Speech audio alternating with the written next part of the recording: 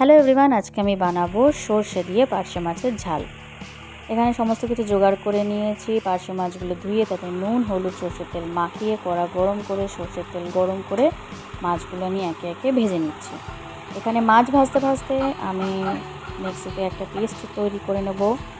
সাদা সর্ষে, কালো সর্ষে, নুন, হলুদ দিয়ে শুকনো মিক্সি করে দেন তাতে সর্ষের তেল, জল, কাঁচা লঙ্কা দিয়ে একটা পেস্ট বানিয়ে নেব।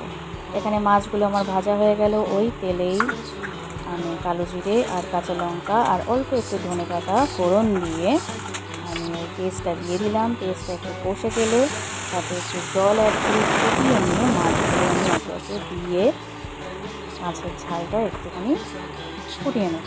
ফুটে যাওয়ার পর আমি তাতে লাস্টে ধনেপাতা অ্যাড করব। আমার এখানে অল্প একটু ধনেপাতা ছিল, এখানে আরও ধনেপাতা দিলে দেখতে আর খেতেও ভালো লাগে। দেন রেডি আমার সর্ষে দিয়ে পার্শে মাছের ঝাল।